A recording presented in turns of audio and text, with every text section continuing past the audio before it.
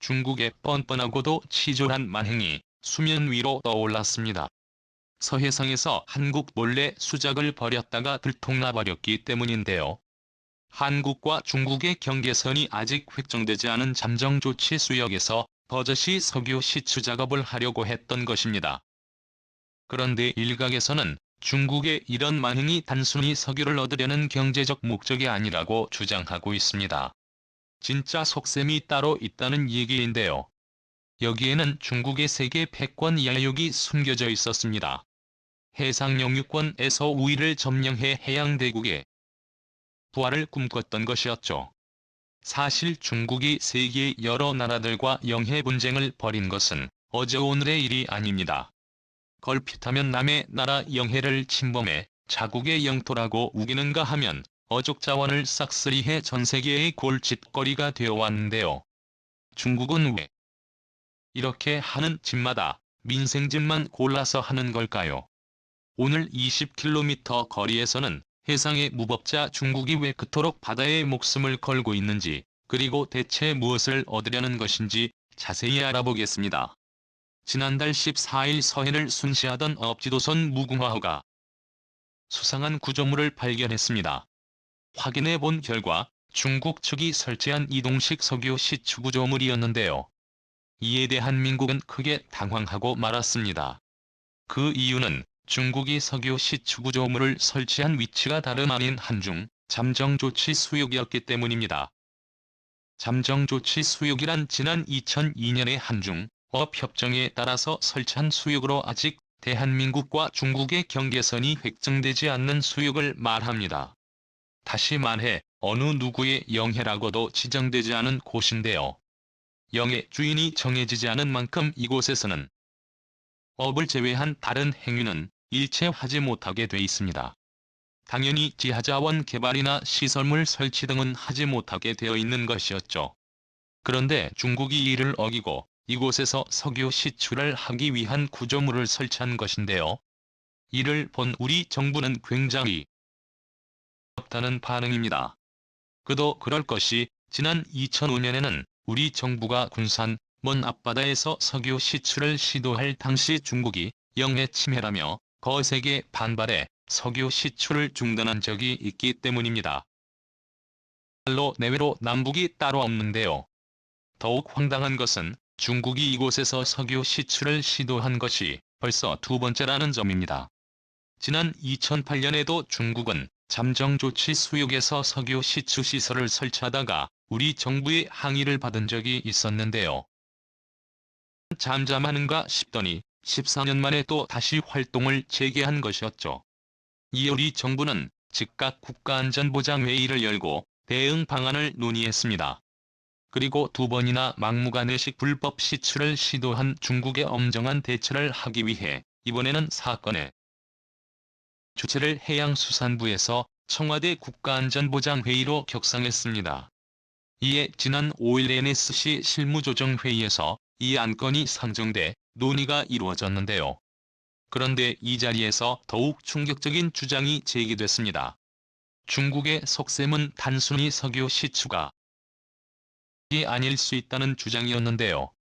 논의에 참가한 정부 고위 관계자는 이번 사안을 두고 중국이 석유라는 경제적 목적 말고도 해상 영유권 다툼에서 우위를 점하려는 의도로도 보인다고 밝힌 것입니다. 아직 해양 경계가 정해지지 않은 상황에서 차후 해양경계협정 시작국에 유리할 수 있도록 술수를 쓰고 있다는 뜻인데요. 실제로 최근 3년 사이 중국은 이 잠정조치 수역 안쪽에 부표를 5개나 설치했습니다. 일종의 알박기라고 볼 수 있는 부분인데요. 미일이 이 해역의 영역을 표시해둠으로써 해양상 경계 작업에서 우위를 선점하겠다는 것이 중국의 속셈인 것입니다. 이러한 중국의 뻔뻔한 반응을 본 네티즌들은 눈 뜨고 코 베일 뻔했다며 거세게 분노하고 있습니다. 저게 말이 좋아 석유 시추 구조물 이지저런 식으로 구조물 여러 개 계속 만들고 자리 넓혀가면서 기지 만드는 게 중국의 수법이지. 김치한복 자기네 거라고 정신없게 해놓고 뒤로는 저렇게 헛짓한 것 같음. 진짜 밑상중의 개미 상인에 어째야 되나라며 비난을 퍼부었습니다. 그런데 중국의 이런 말도 안 되는 술책은 비단 이번뿐만이 아닙니다. 다른 해역에서도 끊임없이 영해 분쟁을 일으키며 여러 나라들과 마찰을 빚어왔는데요. 특히 남중국해 일대를 들쑤시고 다니며 베트남, 필리핀 등 동남아시아 국가들과 잦은 충돌을 일으켜왔습니다. 실제로 로이터 통신에 따르면 지난 2018년 베트남이 인 업체와 함께 석유 시출을 추진하다가 중국의 압박으로 무기한 연기된 일이 있었습니다. 해당 수역은 베트남 남부 붕따오에서 440km 떨어진 남중국해 해상으로 이곳에는 4,500만 배럴의 석유와 천연가스 등이 묻혀있는 레드 엠버러 해상 유전이 있는데요. 베트남은 명백히 자국의 영해라고 주장하며 시추 작업을 진행하려 했지만 중국이 남중국해 대부분의 영유권을 주장하면서 베트남의 작업을 중단시킨 것이었죠. 이 사건이 있기 전에도 중국은 베트남에 군사적 위협까지 가하면서 석유 사업을 중단시킨 적이 있었는데요. 그런데 중국이 이처럼 무력까지 행사하면서 남중국 해의 영유권을 주장하는 군고가 참으로 어처구니가 없습니다. 자기 멋대로 경계선을 만들어 놓고 이 안에 있는 건 다 우리 거란 억지 주장을 펴고 있는 것이었죠. 그 경계선이 바로 남해 구단선입니다. 중국이 남중국해 주변을 따라 근 9개의 직선인 남해구단선은 이를 잃으면 알파벳 6자 모양이라고 해서 유형선이라고도 부릅니다. 문제는 중국이 임의로 만든 이 구단선 안에 남중국해의 80% 이상이 포함되면서 베트남을 포함한 필리핀, 말레이시아 등 인접 국가들과 영유권 갈등이 끊이지 않고 있다는 점입니다. 막무가내식으로 영유권을 주장하는 중국의 만행에다 정치를 떠는 나라는 베트남인데요. 이에 베트남에서는 이 남해구단선으로 촉발된 애니메이션 보이콧 사건까지 있었습니다. 지난 2019년 10월 영국 BBC 등 해외 주요 언론은 베트남 문화체육관광부가 미국 드림웍스의 애니메이션 어반 워너블의 상영을 중지시켰다고 보도했습니다. 어린이들이 보는 애니메이션을 정부 차원에서 상영 중지하자 전 세계의 관심과 이목이 집중됐는데요. 허블은 히말라야에 산다는 전설의 설인인 예티와 중국 소녀의 우정을 다룬 작품으로 스토리상으로는 아무 문제가 없어 보였습니다. 그런데 극중 삽입된 한 장면이 문제였는데요. 벽에 붙어있는 세계지도 안에 교묘하게 남해구단선이 그려져 있던 것이었죠. 이에 베트남 정부가 발칵 뒤집혔습니다. 아이들이 즐겨보는 애니메이션에 민감한 정치적 사안을 몰래 그려놓았다는 것에 분노했는데요. 알고 보니 해당 애니메이션은 드림웍스와 중국의 8스튜디오가 손잡고 제작했다는 알려지면서 베트남의 분노는 더욱 극에 달했습니다. 그런데 중국은 왜 이토록 남중국해에 집착하며 여러 나라들과 갈등을 빚고 있는 것일까요? 남중국해는 세계 원유 수송량의 3분의 2가 지나는 해상교통 및 군사 요청이자 원유의 2천억 배럴이 묻혀있는 자원의 보고입니다.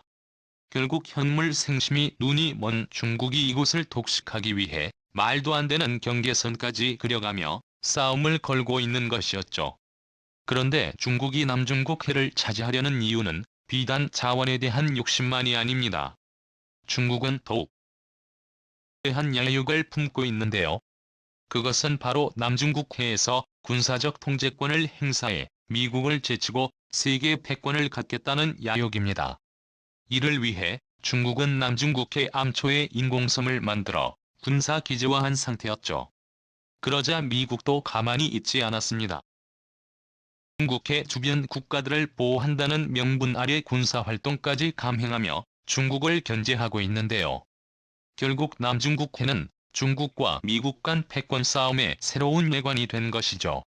그런데 이 바람잘 날 없는 남중국해에서 중국의 위협으로부터 분쟁 국가들을 지키는 것이 다름 아닌 대한민국이라는 뜻밖의 소식이 전해지고 있습니다. 바로 최근 전 세계에서 맹위를 떨치고 있는 한국산 무기 체계가 그것입니다. 그 대표적인 나라가 필리핀입니다. 필리핀은 몇 해 전 한국으로부터 포항급 초계함 안둥함과 충주함을 무상으로 여받아 필리핀 연안 경비 및 방어 작전에 배치해 운용해왔습니다. 또한 2017년부터 한국산 FA-50PH 전투기를 작전에 투입해왔는데요. 그러던 중 필리핀은 한국산 무기의 엄청난 활약에 신세계를 경험하는 일이 있었습니다. 필리핀을 끈질기게 괴롭혀온 중국 어선을 상대로 짜릿한 승리를 거뒀기 때문인데요. 이는 중국과 필리핀이 남중국해 분쟁 수역인 피투산 암초에서 맞붙었을 당시의 얘기입니다. 피투선 암초는 필리핀과 중국, 베트남이 각각 영유권을 다투고 있는 지역으로 지리적으로 보면 필리핀의 배타적 경제 수역에 포함되는 곳입니다. 그런데 이 위투선 암초에 중국 어선 250여 척이 몰려와 정박하며 막무가내식으로 이곳을 점령했는데요. 이에 필리핀 공군 제7전술전투비행대가 즉각 출격했습니다. 제7전술전투비행단은 필리핀 공군에서 유일하게 초음속 전투기를 운용하는 부대로 한국산 FA-50PH 전투기를 작전에 투입하고 있는데요. 필리핀은 이 전투기를 활용해 빠른 속도로 초저공 비행을 하며 중국의 해상 민병어선을 위협하고 극한의 공포로 몰아넣는 전략을 구사했습니다. 찢어질 듯한 굉음을 내며 머리 위를 날아가는 전투기에 큰 충격을 받은 중국 해상 민병대는 그 길로 전원 후퇴해 지금까지도 모습을 드러내지 않고 있습니다. 이처럼 상공에서 한국산 애플의 요시 피치 전투기가 중국 어선을 위협하는 동안 해상에는 필리핀 해군의 호세리자람과 콜라도 야팜이 대기했습니다. 2800톤급 호위함 호세리자는 현대중공업이 우리 해군의 대구급 호위함을 바탕으로 건조한 군함인데요. 필리핀 해군작전사령부 이하 서부 군에 배속돼 브래틀리 군도 일대의 방위를 전담하며 필리핀 해군 최강의 호위함으로 활약하고 있던 것이었죠. 이처럼 필리핀 해역에 나타나 무력을 도발하던 중국에 대응해 필리핀의 하늘과 바다를 지킨 필리핀군의 입체 전략 이면에 바로 메이드 인 코리아 무기체계가 있었던 것입니다. 정말 자랑스러운 일이 아닐 수 없는데요. 패권 야욕에 눈이 멀어 하루가 멀다 하고 남의 나라 영토를 침범하고 자원을 약탈하고 있는 중국에 한국의 매운 맛을 제대로 보여줬기 때문입니다. 부디 중국이 이번 에 확실히 정신을 차렸길 바라며 중국이 떠난 남중국해에 평화가 찾아오길 기대해봅니다. 2.